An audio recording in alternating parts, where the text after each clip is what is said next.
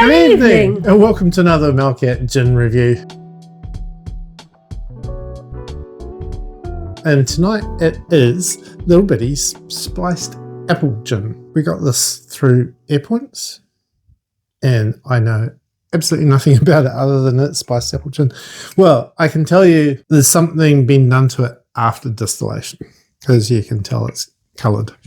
But other than that, I don't know. You don't know. I don't know. So this was one of my purchases. It's described as fresh apple, apple mint, ginger, and nutmeg. Obviously on the base of a gin, and it's probably the base of their standard gin. They're down in Reefton. They use a lot of their fresh rainwater and native botanicals. You did discover that it's not actually available on their website at the moment. No, not at the moment. So clearly a limited edition. Or seasonal. Was that the very first review Little Biddy? Little Biddy? Or was it... Just in my memory. Or it could have been... I don't remember what happened the last Black week. Robin. I can't remember. But it was up there. It's like one of our first 3 reviews was the standard Little Biddy. And we haven't done a Little Biddy since, except for their pink gins. No.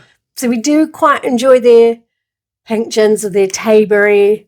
Oh, yeah, their Tayberry is very good. We do like their gins. They're branching out. They now make whiskey as well.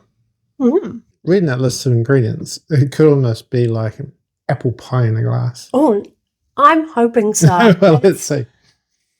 Well, I'm still getting juniper coming through, but there's sort of that spicy apple, almost like an apple crumble smell to it. And that's the flavour in the glass. Wow. Whoa. That's a lot of flavour. That packs a punch, doesn't it, in flavour? Yeah, absolutely. There's a lot in there. But still, the juniper does cut through, so it is most definitely still a gin. It's quite tasty just on its own. It is quite it is quite tasty on its own. Mm. That's dangerous. We've been holding on to this one for months. I think I got it towards the end of last year. That's about 9 months it's been sitting on our shelf. Yeah, so definitely, if you felt like it, probably just some ice. You could even do something like garnish it with some fresh mint or something. Which is funny because I don't think of apple pie and mint. So it's an unusual mix there. Or just something to give it a little bit of freshness. A bit of brightness. Well, should we try it with tonic? Yeah, let's see. I think we're going to need some more. Definitely going to need some more. Cracking out the bottle this week. It's been a week. Yeah. I think this could be interesting because it could be one of those that you might want to try it with soda, but you could even go the other way and try it with ginger ale. It could potentially be too sweet. If you went ginger beer, something that's quite spicy and fiery might really pull out the ginger in here. Kind of really tones it down, but there's still that sort of warm apple flavour coming through. It's quite tasty. Better than a cider. Oh, that's quite. It is. It's very tasty. I wouldn't want to drink it all night, but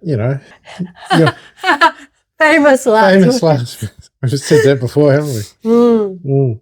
And then what happened? Half a bottle later, or a whole bottle later, with friends. Very nice. Apple teeny. What is in an apple teeny? I've actually never had one. I've never had one either. What do you think it would go well with in terms of food? I mean, I'm quite partial to when something's quite fruity to go with something like a blue cheese to cut through, like blue cheese and crackers. Yeah, you could.